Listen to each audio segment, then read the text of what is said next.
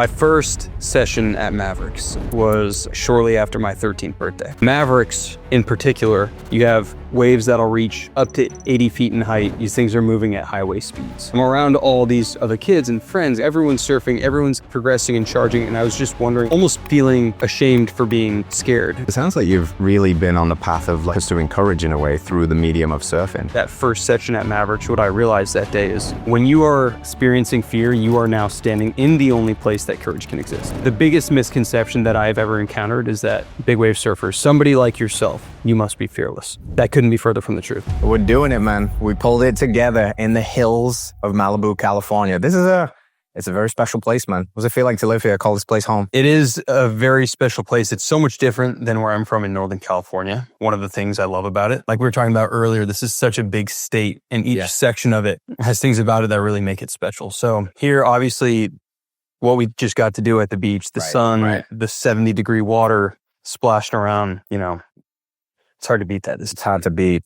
Yeah, these pockets have a feel about them, and each feel is quite unique. I was in San Diego, I don't know when, probably 4 or 5 months ago, and it was awesome, and I loved it. I love the vibe too, but it had a different feel. This has a different feel. You've got to find the feel that flows with you, and you've been here now for a while, right? Yeah, man, almost getting close to 7 years. Okay, so it's definitely feeling like home. Absolutely. Okay, so tell me the story of how you got here, because I've had a few people on the podcast that love the ocean for various reasons, a few surfers, but none that surf the big waves like you surf. I'm so curious about what draws a man to that. I know what draws a man to the ocean. I'd love to hear your personal relationship with it, but what really draws them to the risk of chasing the big wave and then the bigger wave?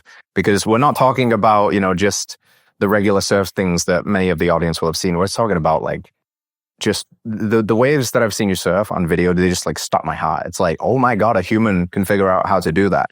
And I know, of course, you've had some great mentors along the way. So take me back to the early days. When did this love of the ocean come about, and how did it start evolving? Yeah, I love that. I think it's super important to introduce young Luca to this conversation, because young Luca was not this bold, cavalier, hard-charging, off-the-get youngster.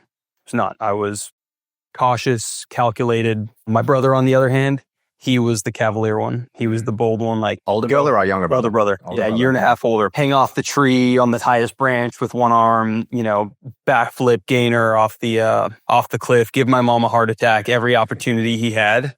And so I was always kind of trailing him, and he would be out on the front lines and I'd be 6 steps back.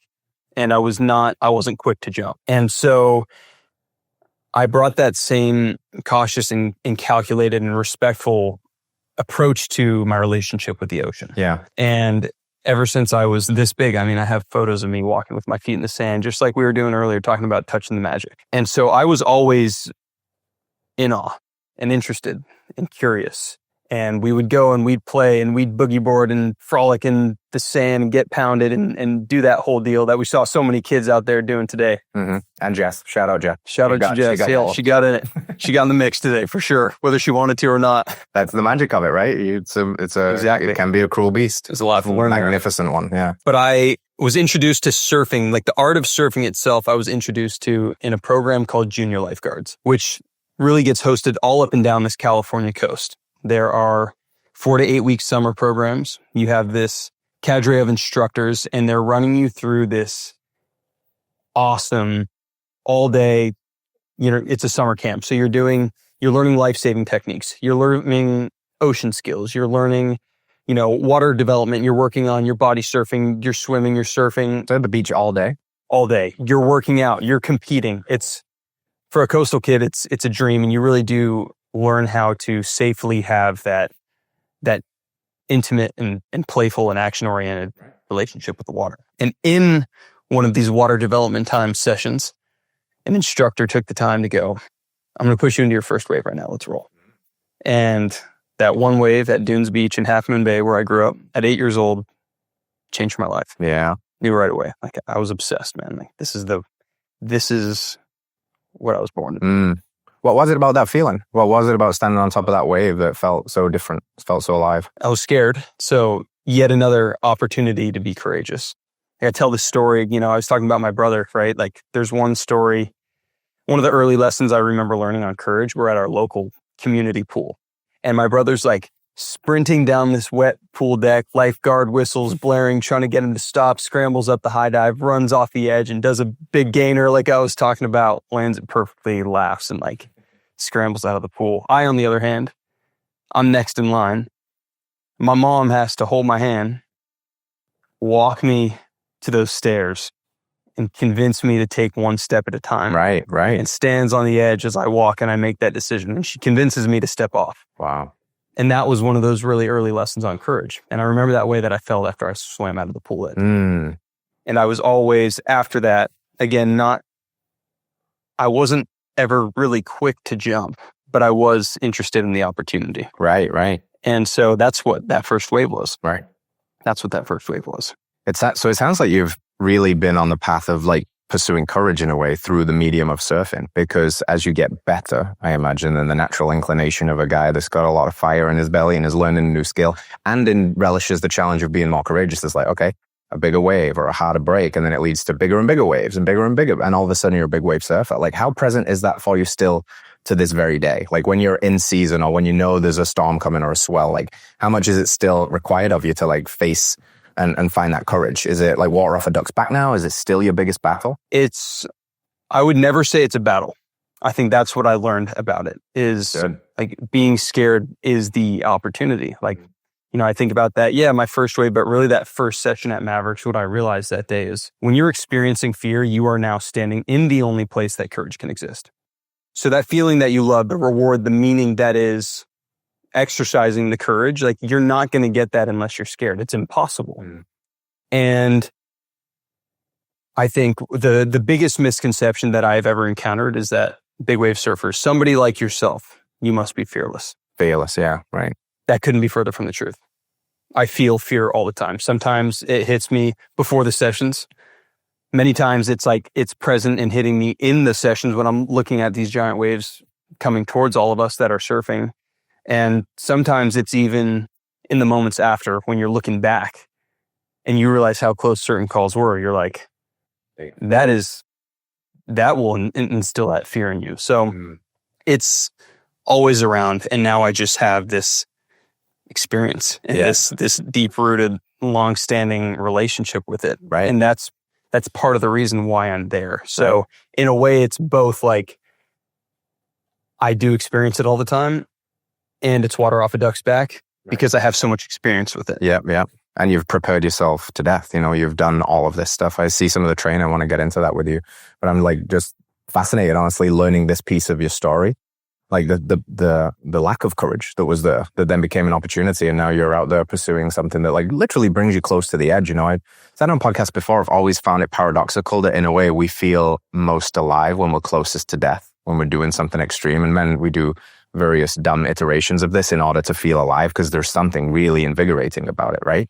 But it requires courage. Because like you said, I love that simple definition, all the way you said it. Like it's only there. Courage is only required if fear is present. Otherwise, you can't get it any other way. Courage has to be earned, and you keep putting yourself in the fire. And that's really heartwarming because I think it tells the full story arc of a scared little kid became a man that now a lot of people think, oh, it must be fearless. And is no, not fearless, just learning to dance and build more courage over time. Absolutely. And I think as I was a young kid getting into surfing and starting to progress and looking out, 2 miles from my bedroom that I grew up in is the peak at Mavericks, which is one of the most dangerous and technical big waves on planet Earth. And I'm around all these other kids and friends and guys like my brother who everyone's surfing, everyone's kind of progressing and charging. And I was just wondering, like almost feeling ashamed for being scared, and not scared like I cannot operate. Like if anything, I'm getting more clear with that fear, but just still being like, kind of ashamed, like, should I be feeling this right now? Yeah. Am I not, a man? And, you're a young kid. And so you're trying to organize and figure all of these things out. But I think that's one of the lessons that is ongoing that I'm most appreciative of is like, no, it's the right thing is to be scared. Like Laird always says that. He's like, fear is a sign of intelligence. We talk about that a lot, right? Like you are scared of this thing because you understand the reality, right? And the consequences that are associated with a slip. Yep. And, I'm grateful that I can kind of have closure on that. And also yeah. for, letting the next kid, the next big wave surfer who's in the junior guards program right now, who is watching other kids go and, charge and paddle and swim way out. Like, it's all good, man. Yeah. Like, your time is coming, and it's a good thing that you're scared of that, because it deserves that respect. Yeah. That's very well said. There's a Joseph Campbellism that like fear is the compass. You actually should follow your fears because it's pulling you towards, the reason it's fearful is because it's big, but it's growth promoting. What lives on the other side of it is like a new you. And I think that's really cool. Amen. I'm curious growing up. I want to hear about the lore of Mavericks, like what that meant when you heard that name and the idea that you might surf though one day. What is the lore of Mavericks for an Englishman? Yeah, it is. I mean, I should have brought the book.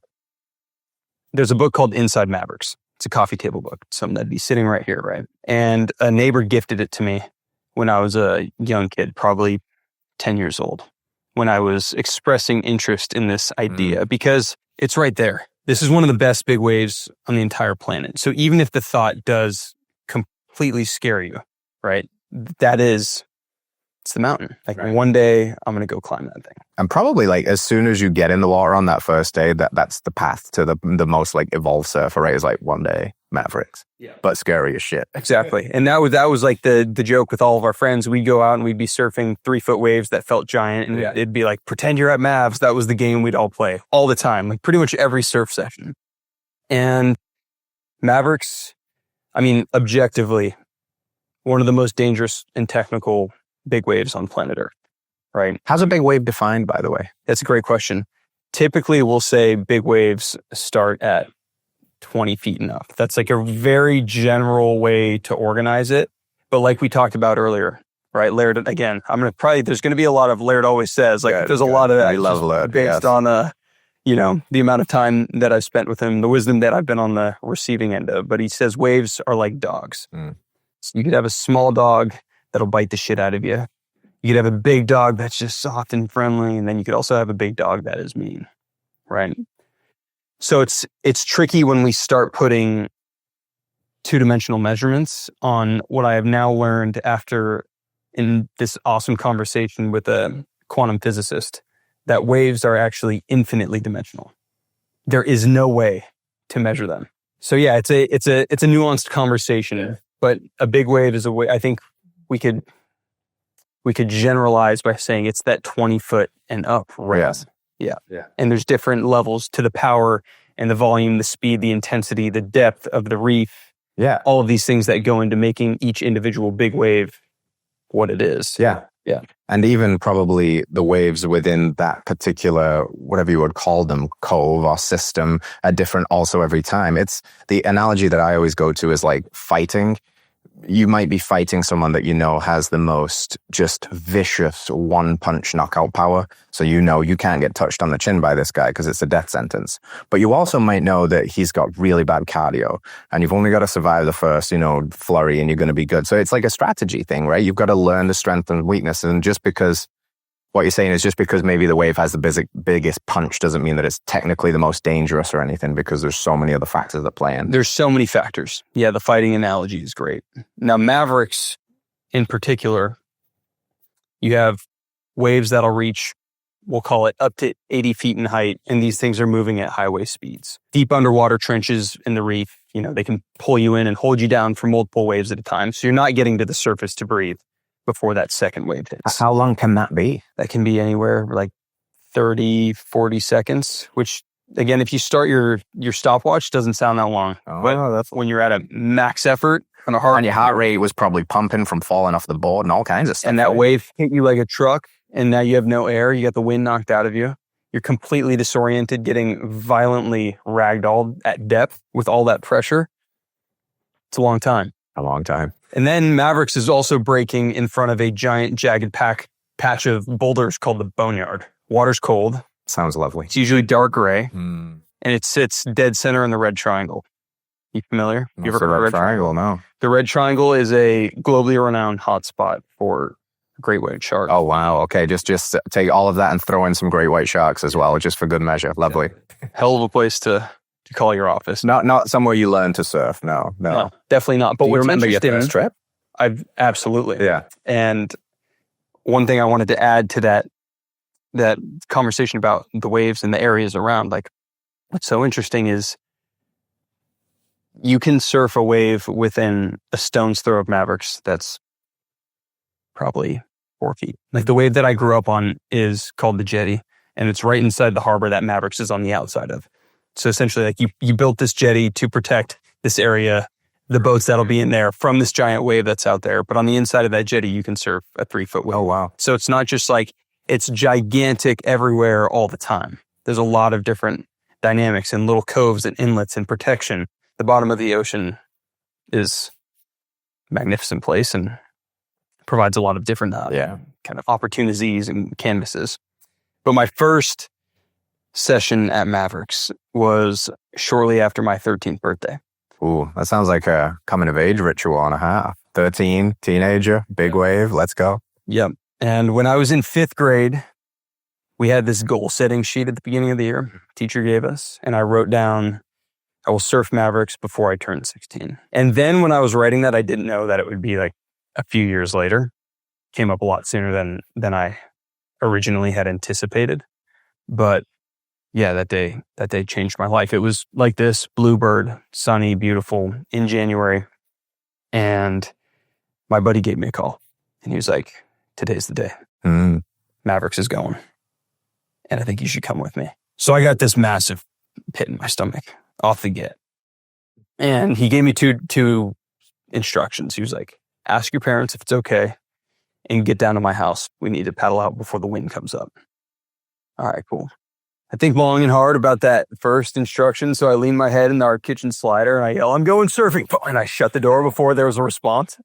That was something they heard like every day, twice a day. If they heard it, how would they have reacted? It was a strategic play on my end because they had heard I'm going surfing every day, probably twice a day. They knew you were like getting the close. last 6 years. Yeah. I'm going surfing at Mavericks is a completely different, It's a different conversation. And they would have said no. Wow. 100%. And I knew that. That's why I said it was a strategic play. Like I said, like I had no interest in giving them that opportunity to say no. So slam the door, run down to my buddy's house. We drive down and if you're paddling out, you walk this trail along the bluff and you get out to this point. And there's two ways you can paddle out, on the north side or on the south side of those rocks that I was telling you about, the Boneyard.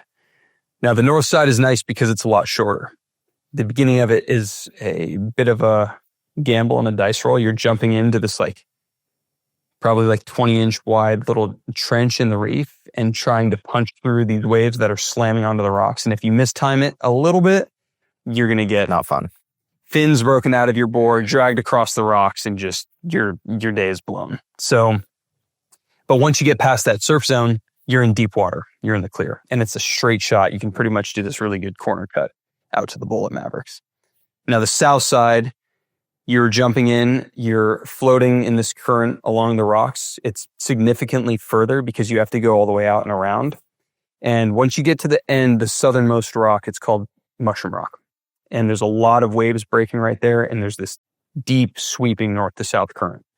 So if you get caught in that, it's going to be a long, tiring, brutal, probably 40 plus minute paddle out if you're getting lucky out to the outside where Mavericks breaks. So we get to the end there and my friend is like, last time I went on the north side, I got attacked by a shark. So we're going south. Mike, all right. Yeah, south it is, dude. Works for me, dude. Yeah, sounds good. So we jump in and we're fighting for it. And I'm like, I have to reiterate, like, I'm terrified. Oh, yeah. I'm terrified. And we punch through and we kind of get out the back and we're working. And I can see some like dots in the distance that are the guys on the horizon sitting on the peak who are out there already.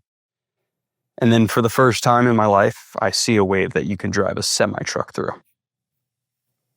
Monster. Mm-hmm. And you grow up, you see the pictures, the videos. I was talking about that coffee table book. I don't even know if I finished that thought, right? On the inside of that book, there's one photo of a guy named Flea Verosco, this old big wave surfer from Santa Cruz. And he's bottom turning. So he's in the bottom of the trough of this wave that just looked like a haunted house. Yeah, wow. And I say that because that photo haunted my entire childhood. Like that was where the curiosity was flowing from. Like, how is it possible that someone can ride that? And more importantly, how is it possible that someone could fall and survive? Like, there's no way. Like, I'll show you this picture. Like, there's no way a human being could survive that.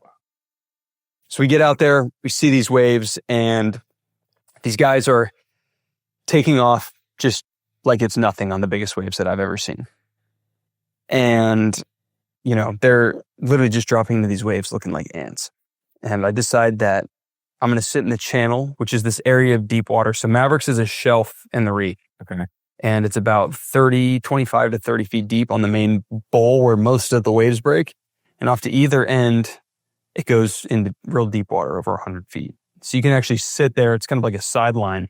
And you can be in a safe position, and there's waves breaking. And I can watch Steve dropping into the best wave of his life. And I'm like, literally could cast a rock at you. Wow. That's pretty cool.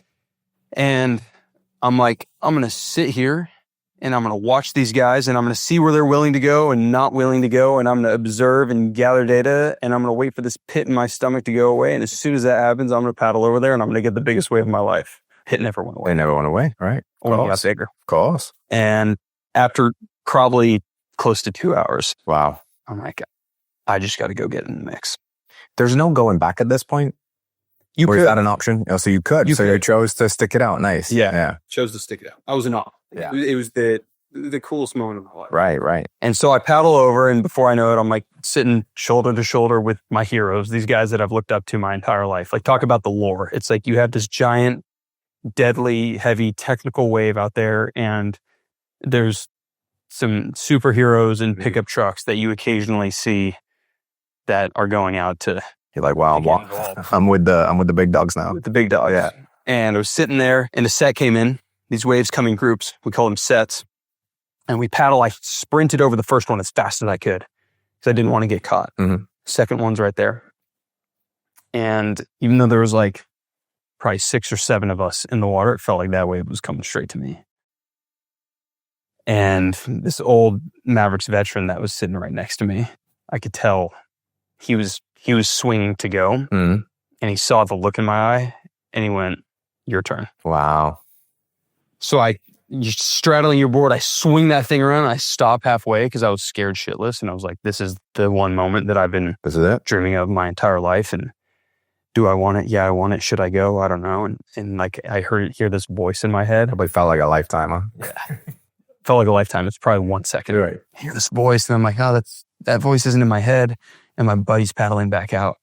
And excuse the profanity, he goes, "Turn and burn, motherfucker." And I just put my head down and went. It's awesome. And that was it. The biggest, steepest, fastest, heaviest drop of my life. And kicked out of the wave successfully. Nothing was the same ever since? No. Fuck yeah, that's cool. That was the unveiling. That's a fucking gangster story, dude. That's badass. That fires me up and it terrifies me a little bit. Because I can just like feel it. I can feel it while you're telling it. Like we've all had iterations of this proverbial moment where it was like this. Like you said, that moment, like, oh, I've been working my whole life for this. I experienced that a little bit in MMA competition. Like the moment right before they close the door and you hear the bell going, it's like, "Are you ready? Are you ready?" And you're like, "I don't know." Yeah. But then at that point, you're like, it's like, you just turn and burn, motherfucker. It's like, okay. And then you're in it. And then it all just happens, you know? And then afterwards you're like, wow. And you integrate and then you're like, okay, when are we going back? You know? So that moment was when you were 13 years old. Mm-hmm. What happened to the trajectory of your surfing career at this point? Is this the moment you knew? Were you always going to try and make surfing your life's passion? Was that not a thing yet? When did you meet mentors like Laird? Like when did this whole thing start to really take shape? Yeah, it was the following year. So big wave surfing, our season in the Northern Hemisphere typically runs from like mid-October to the end of March. And that's the window where there can be big waves. So it's not like you go to Mavericks in that window and it's big and breaking every day. You need these storms to be produced that will create the swell that can generate the big waves at Mavericks.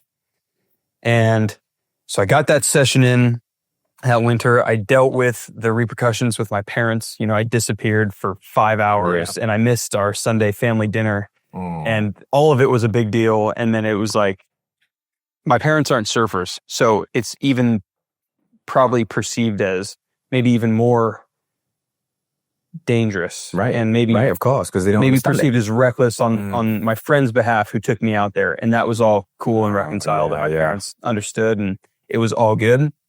But the following year, like that's all I could think about, man. Like now I'm obsessed. Like I cannot take my mind off what that meant. The opportunity to be courageous. Yeah. And the wave and the meaning. And then now like I know what it takes. And I also know what this wave is capable of, right? Like this wave is taking the lives of some of the best big wave surfers in the world. Yeah. So you go like, now I'm like, okay, how do I need to prepare for that? And I'm like, I'm 13, I'm 14, I'm having these conversations with myself. Like, what do I need to focus on? Yeah. What do I need to completely cut out of my life? Because this is all I want to do. Yeah. Yeah. And the following year I got a handful of good waves out at Mavericks. And it just so happens that when there is a swell event and there's people and pros traveling and the media attention is there, when a 14-year-old skips math class and gets a big wave at Mavericks, and that's a story. People get some photos and there's a story of it. It started to get a little bit of awesome traction out at Mavericks. And that was the very beginning of what was this kind of crazy idea that I might be able to make a living riding big waves. Hello, friends. I have a really quick favor to ask. We are honored that you are listening to this show, and I hope you're enjoying it, but we can make it even better with your help. If you like, subscribe, and share Radical Health Radio, we promise to make it even more radical. Your support means the world. Let's get back to it. Yeah. So it sounds like you kind of made a switch that you realized at that moment that because it literally could be life or death, you had to go all in. Like you had to really take it seriously. So what changed like outside of surfing then? Is this when you started to become interested about other aspects of, like it's kind of young, you know, with human potential, performance, the stuff that Laird gets into, training, diet, like what were you thinking about at first and how's it evolved since? So I remember I went straight to my brother. Okay. And my brother was playing high school football and he was up at 5 a.m. training every single day. I was like, you know what? My brother knows what he's doing. Like, I'm going to go ask him for training advice. And he's like, lace up your shoes. We're going to go run this hill. And at the end of our street, there's this quarry.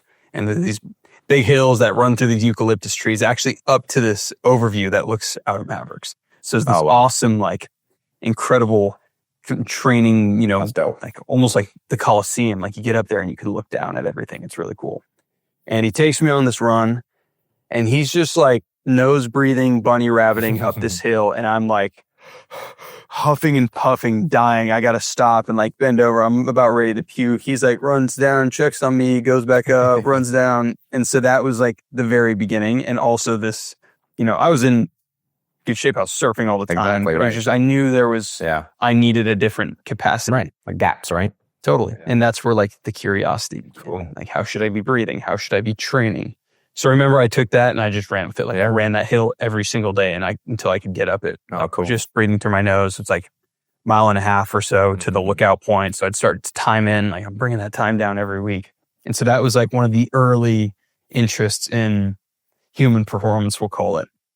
And shortly after that, I met a buddy of a dear friend of mine who's like a big brother from Half Moon Bay as well. I think he's 15 years older than me. We met in the ocean and he took me under his wing and he started teaching me about like really more about nature and health and sunlight and the ocean and charging the redwoods. And he would do everything in his power to make sure that I was like taken care of and eating healthy. That's and like, by the way, my parents are incredible. And looking back now, I'm like, we had insane home cooked meals at like big steaks. My dad was on the Weber grilling steaks like 3 times a week. We ate well, but it's just fun to have somebody that's outside of your house that you can kind of look up to and trail. Yeah. And he used to like, you know, back when we thought like celery juice was the thing to do in the morning, he used to pick me up before school and he'd take me to the health food store and we get celery juice and he'd drop me off at school and he'd pick me up after and we'd go surf or do something. Like he took really good care of me. And a few years down the road, I'm starting to get paid a little bit of money to surf big waves from a sponsor. And I'm taking my training seriously and my nutrition and anything that's not helping me get better at this one thing I've cut out, whether that's, you know, a lot of them really just relationships, like high school, you know, nonsense. Yes. And my buddy goes down to Malibu, 6 hours south of our hometown drive. And he's he's an interesting cat, and he'll go, I'm going to go to Iceland for the winter and just pop around. So he's like, I'm going to go to Malibu for the summer and check it out. I've always wanted to see it. And he's down here. He invites me. I come down for a visit. I surf, and I end up getting introduced to a friend of his who invites me to come and work out at her house. And I go, and it's like this big, giant, badass gym right on PCH overlooking the ocean, the most beautiful thing I've ever seen. You're like, where am I? And Gabby Reece walks in.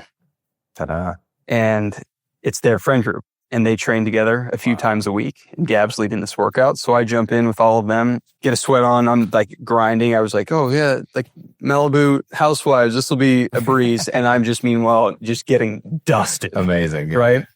And after I think I'm 16 or 17 at the time, like face full of braces, shaved head, maybe even a mohawk. I'm talking to Gab. Oh yeah. And it's a little bit about where I'm from and what I'm interested in doing, and that I ride some big waves. And she's like, oh, you should come up to the house and meet Laird tomorrow morning. Mm-hmm. Done. Did you know Laird at this point? Yeah. And then Laird is... Because Laird, let's talk about law, right? Laird is the lawman himself. Exactly. Yeah. So you'll appreciate this. The summer after junior guards, I'm in 4th grade. I'm buzzing off of learning how to surf. And I don't have surf magazines and surf movies in the house like some of my friends because my parents aren't surfers. And so I go to our school library at Fairlawn View Elementary, and I navigate to the S section, and I grab the first surfing book I see, and I flip that thing open, and there's a photo of Laird bottom turning on a probably 60-foot wave at Jaws. Yeah. And I was like, hell yeah, who's this guy? I want to be like that guy. Of course. And so it was literally from the very beginning that I knew who Laird was, and I looked up to him for his surfing, for his innovation, for his training, for his family, like all of these things that as a youngster you're like gravitating towards. And that was it, man. Gab invited me up to the house. I trained with Laird on a Tuesday morning. Actually thought I was going to drown for the first time in my life. Like people talk about, oh, how many times in the ocean? Like not that many, but in Laird's pool, a handful of times I actually thought I was going to drown. And did actually. I blacked out one time. I'll tell that story later. But nice. All in the name of leveling up. And expanding that capacity. Expanding that capacity. But I imagine, because I've seen the kind of stuff that Laird does. I've known about Laird for a long time, learned about him through Paul Check. Paul Check used to have Gabby on the show, Laird on the show. And they just, there's something badass about both of them. And what's even more impressive is they're kind of like, they're elders in our society. I don't know how old Laird is now, but they're in the 50s. Laird's in his 60s. Laird's in his 60s. Yeah. So, like, Laird is him, dude. Like, this guy in his 60s he's a unit. He's young. He's vibrant. He communicates ideas so well. He's innovative. He does wacky shit, and I love it. 100%. But this training in the pool stuff with the weights and the holding your breath and all that stuff, Laird's been operating at a whole different level for a long time, dude. A long time. But that kind of stuff that you're doing with him is exactly to push your capabilities of what's possible in there, right? Like under these big waves. So if you do ever get in a really bad spot, that you've done this hard shit at Laird's that almost like nobody's doing this, right? It's pretty niche, but it's incredibly impressive. Yeah, it's, there's been decades of innovation and cultivation and refinement of these practices in the pool training and bringing in experts from different fields to kind of contribute and add to the pot. And the pool training all started with Laird's curiosity and going, I need to find a way to train, and not just in the gym and strength training, which he loved. Like you see videos or pictures of Laird back in the day, he was stacked. He was a bro. I gotta show you this one picture of him lifting up a small car, and he's just traps. His neck is like, it's amazing, bigger than his entire head. It's amazing. But yeah, he's like, he knew that there was something missing. And so the pool training began as the journey to prepare for these swells that were coming in. Like crazy. Massive waves and different ways to ride them. Yeah. And that was his MO, It's like, I'm going to find a way. No one's found a way. I'm going to find a way. Yeah. He's a trailblazer. You can tell he still rips. He still gets out there. I think that's the question that I get the most. Yeah. That I love, because people have to ask that. They have to. Full bore. Really? Giant waves, giant long waves, new waves, like exploring. We're going places and have been going for years that nobody's ever seen. And we have to snap one photo of it. And I think that's the thing, talk about the Laird lore. Like He's never been on Instagram. Gangster. Like, you know, Gab runs his social media. He's never been on Instagram. Never will be. Right? There's no reason to. He did it, dude. Did it. He cracked the code. He's an inspiration to so many. I hope the people that are hearing his name for the first time, and Gabby too, they just hear about them and what they're doing, like really dive in, because it's profound. And I've listened to Laird on a few deep dive podcast episodes too, and he's got a lot going on. It's part of, you know, the part of seeing this arc. He's like a Master Yoda, and you're like the Luke Skywalker dynamic here, because you lived with him for a while. I just learned that before. I knew you was his protege in some respects, and he's a huge part of your life. I didn't know the relationship was that, you know, dialed in. That's pretty incredible. What was that chapter of your life like? Yeah, man. So I go up, I train with Gab. She invites me up to the house. I train with Laird, and I end up staying for like a week or two down in Malibu. And I'm training with them pretty much every day, like gym, pool, and developing this relationship with them. I have no money.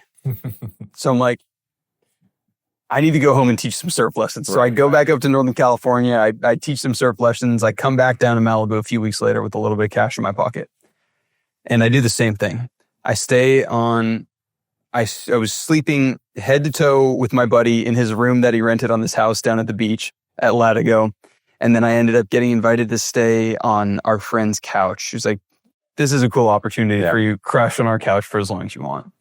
And 2 weeks go by. I'm training with them every day. I'm just like a sponge. This is the opportunity of a lifetime. And it comes time to like go back home and teach some more surf lessons. And Gab's like, hey, I have an idea. I was thinking, you know, you could just move in with us. Done Deal. Say less. Yeah. That's amazing, dude. Wow. And that was 6 years. Yeah. Of all day. Wow. Every day. Just, you know, wake up and absorbing everything, right? Yeah. The only obligation is that you show up every day. And what age did that start? 17, very close to my 18th birthday. So you were at that point, your trajectory was set. You was never going to do college. You was never going to. Yeah, I don't see you in finance. You know, you were always going to be in the ocean. You were always going to be figuring this thing out. Yeah. It's incredible, dude. What is this must be an impossible question, but I'm sure you've been asked it.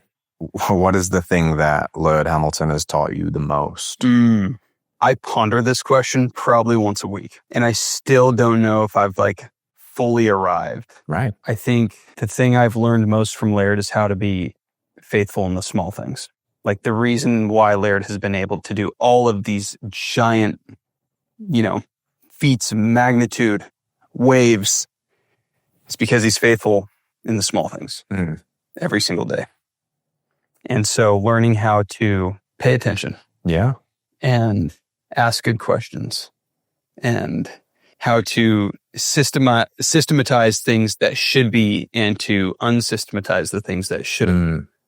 But really how to have the capacity to pay attention to the details. Yeah.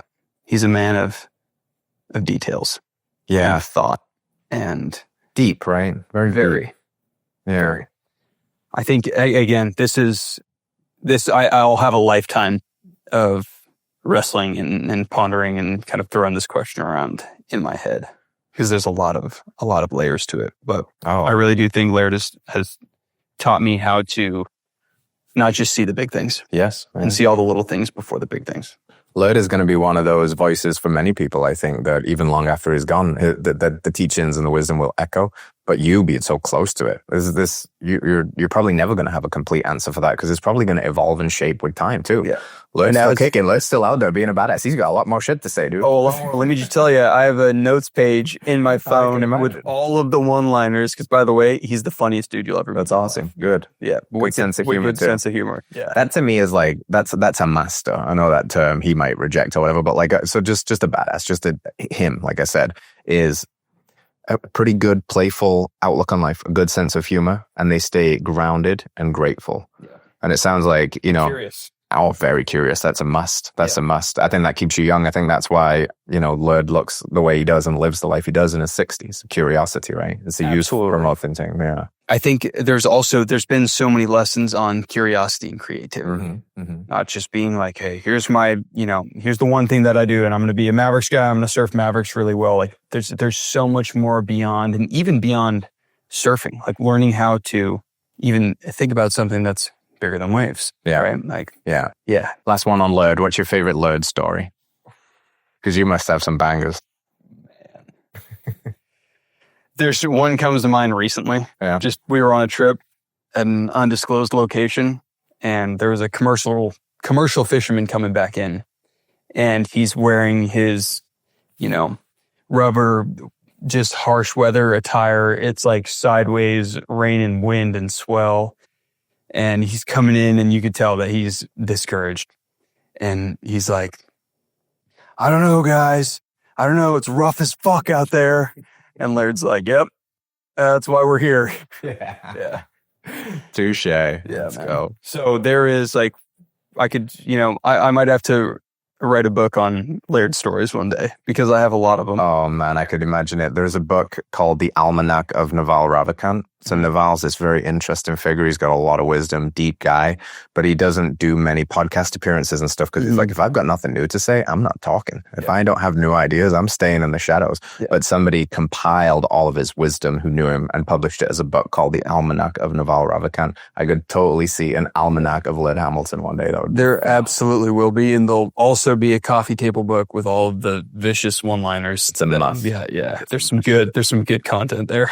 Okay, dude, I want to transition to talk about, like why we are here, why you are here, what's bigger than just this conversation that's extending beyond yourself. So Heart and Soil and myself are here because we're doing this event on Sunday, a couple of days from now. Bigger Than Waves and Vets. And by the way, dude, thank you for recommending that I watch that documentary. Watched it. Oh, Amazing. God. In Waves and War. Amazing. Incredible. In Waves, a must watch. Admittedly, don't do it like I did, which is watch it on the plane, because it is very embarrassing to be crying and bawling. I was in pieces like 3 or 4 times throughout that 90-minute roller coaster. I was very emotional. It's so well done. It's so real. It's so powerful.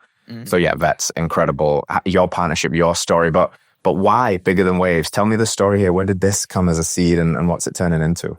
You asked me a question a few minutes ago. That was big wave surfing, the ocean, was that always the thing that you were interested in? And I say yes, but I look back to my time as a little kid, and I probably had the same dream as a lot of little kids in America. I either wanted to be a professional athlete or serve in the military.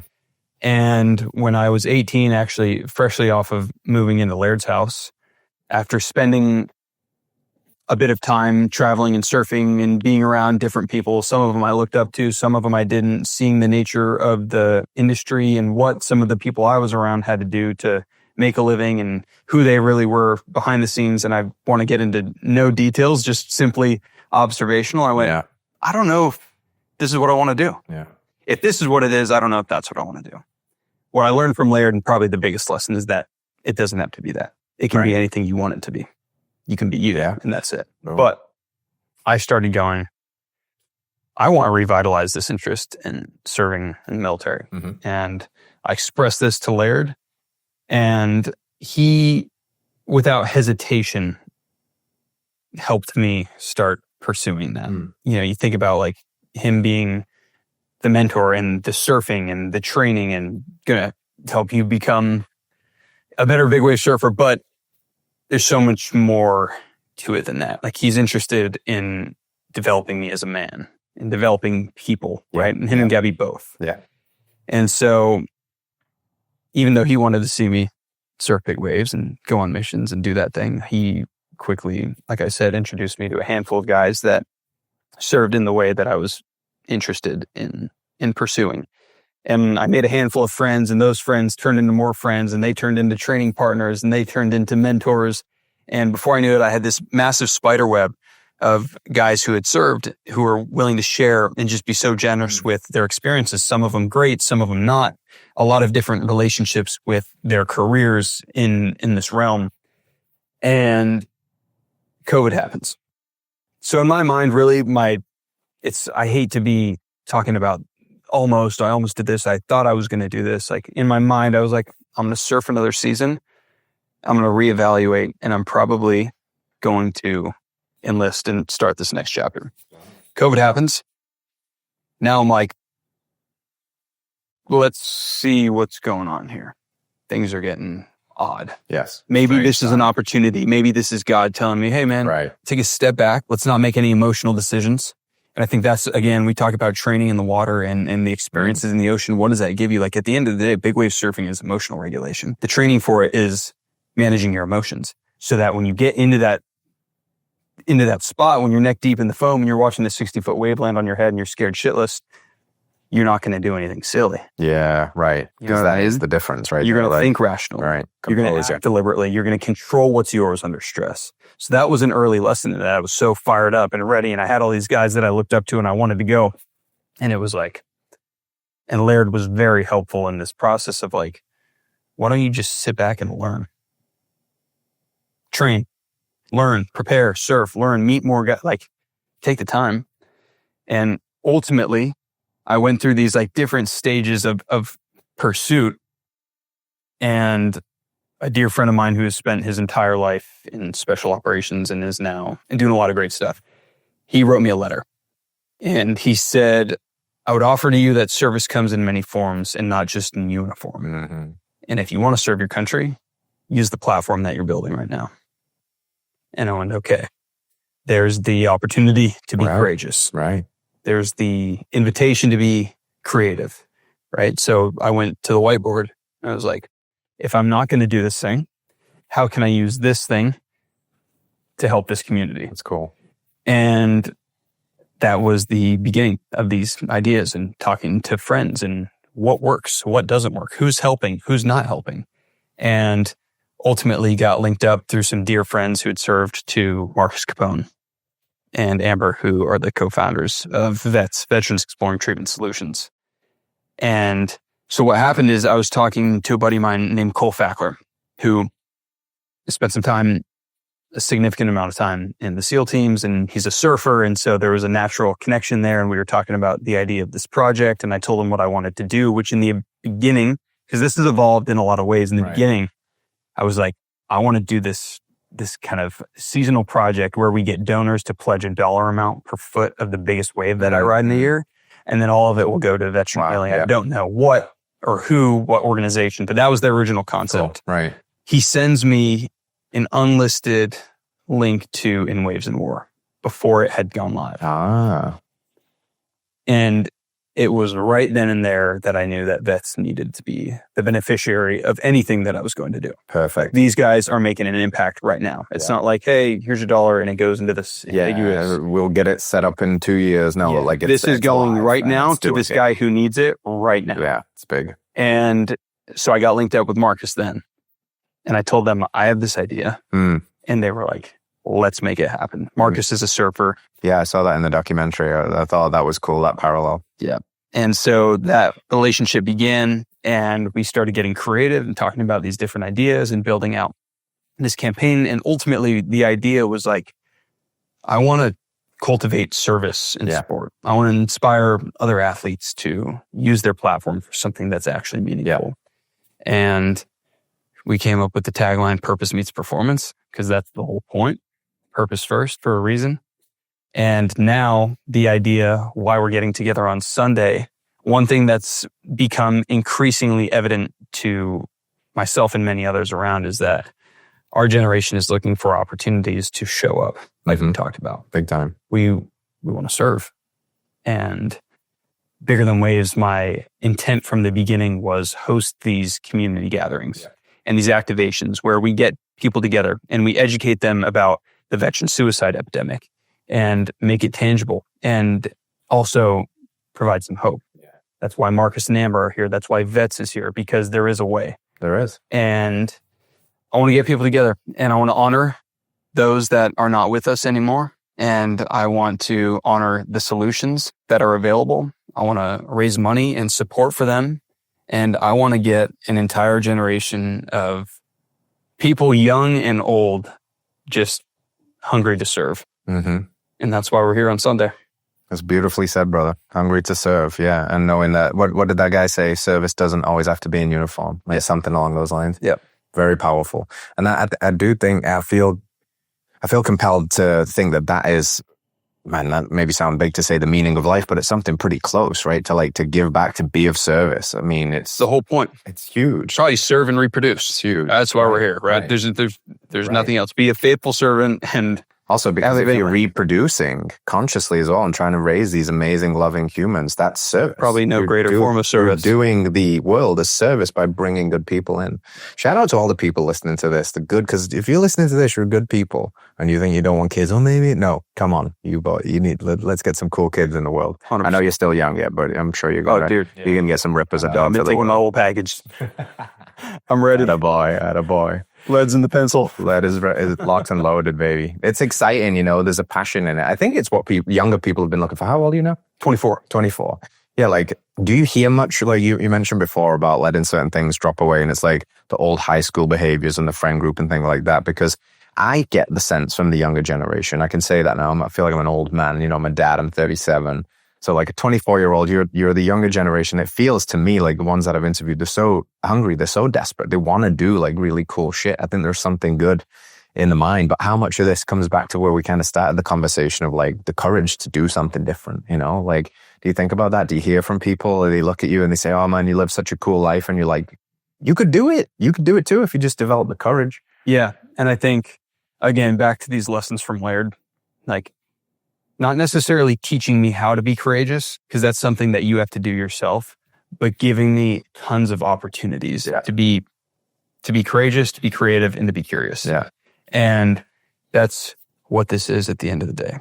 And, Laird being a trailblazer, it was like part of that was the inspiration to go, I also don't have to do this Laird's way.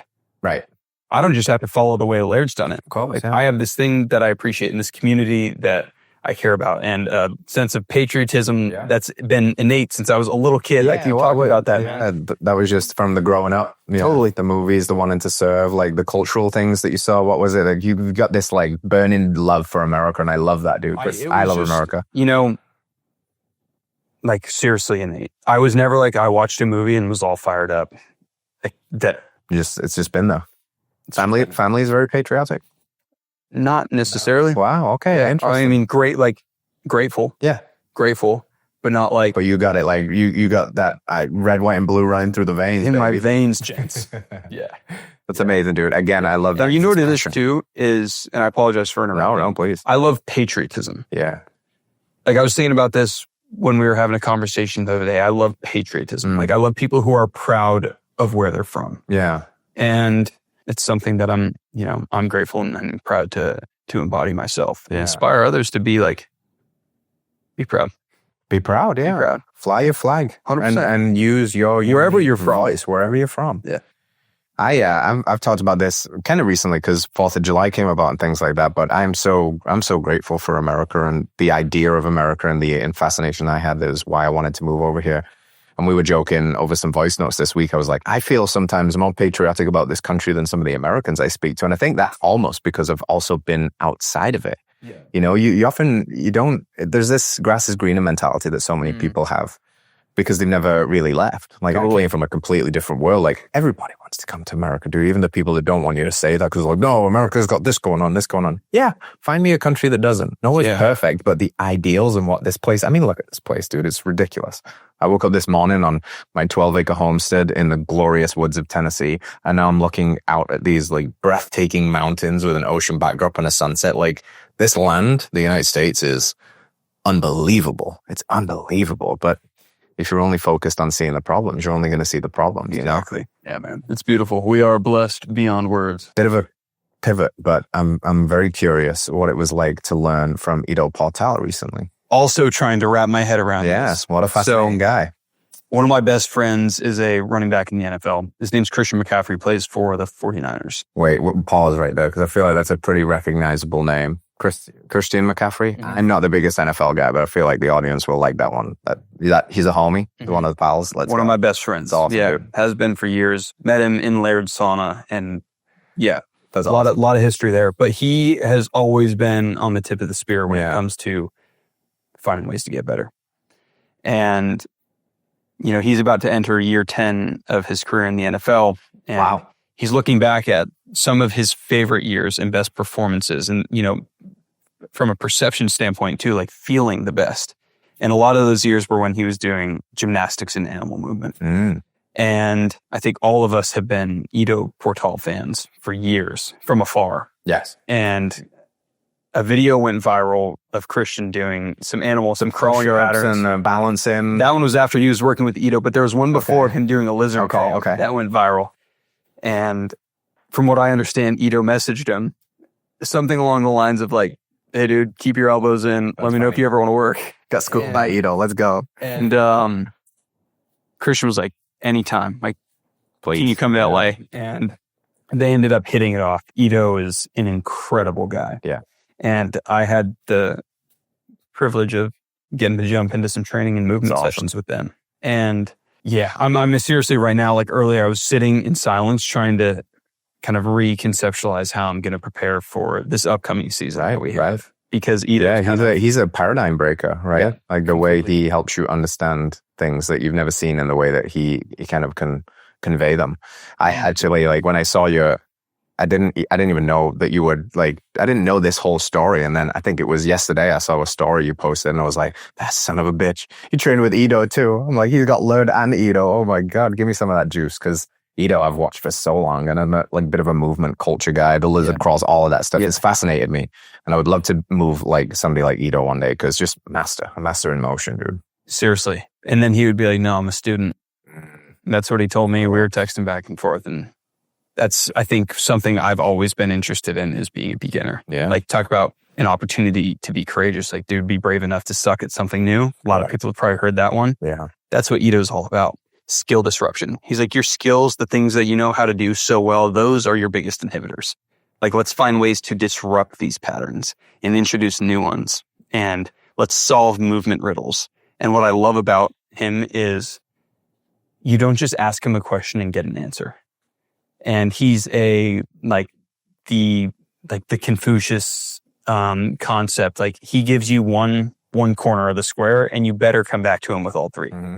And if not, like, he has to be stimulated. He has to be interested. He has to be. He's not going to like swat you away with the bamboo stick. Like, go think about it again. You're like, damn. Crack the code. Exactly. Yeah, he's like that grandmaster energy, right? Totally. Well, again, grand student energy. Absolutely. But yeah, in Christian's brain and body, he's like a master computer. So some of the most complex tasks and patterns and movement riddles, as Ido would say, Christian could solve. So I think it became a really reciprocal and beneficial relationship for both of them because Ido was getting challenged in his ability to create and instruct and read a body in an athlete who was working and operating at a very high level. And Christian was also getting back to this state of like, there's so much play involved with Ido's work. There's so much exploration. It's so fun. You're never doing the same thing twice. And that's the whole point. It's cool. He's like, the practice is in being the beginner. It's not in, I'm going to work at this thing every single day until I get good at it. It's new and it's right now. And if you can't get it in the next minute, then we're on to the next thing, right? Oh, like, cool. So life-changing for sure. Yeah. And there's so much, again, crossover. I got to put him through a pool training session one day, and that was fun too, to start to realize now I have a different lens to look at the pool through. Yeah. And there's a different way that I can start to explore and create and program. So that's cool. He was down to throw down on a pool workout too. Absolutely. Yeah. I always wonder like how much, like, cause he's always a lot of the time serving this role as teacher. I'm like, I wonder how much he gets stuck into cause he is such a good mover. Like the prime Connor days, I was like, wonder if he was like rolling with Connor and sparring with him. He's such a good mover, but that side of the house is a little more kept, not on the screens, which I appreciate a lot. It's kind of like that Laird thing again. He's like, yeah, if stuff comes out about me, sure, but I'm not going to be the flashiest guy in social media anymore. Exactly. Yeah. And totally down himself, like to be a student, jump in the pool, learn something new, get on the track at the field with Christian. Yeah, totally. Yeah. And so that collab between those two is something I'm excited about because Christian's looking really good going to. Yeah, there's a theme, and I think this. I'm just curious how you feel about this. Like I've heard you say at so many numerous and pivotal points through your life, like where these bloody angels just stepped up and guided you, like incredible role models, incredible like gifts. What's that feel like? It feels from outside looking in, like so you've been very well supported. It feels. Is that fair to say? Absolutely. Yeah. Beyond fair to say. I think it's something that I've prayed for since I was a little kid. Was praying for wisdom and always sought after guys who are older, more experienced, wise. And I've just been exploring. Yeah, but yeah, there's so many layers there. Yeah. Ask and you shall receive, huh? That's it. Yeah, knock on the door and it will be answered. Wow. That's cool, dude. That's cool. Ask, that life isn't on a budget. God's not on a budget. Ask for what you want. Pray hard for it. Go and do the thing that gets it, though, as well. 100%. Just sit down and say affirmations in the mirror. You got to meet life there as well. Yeah.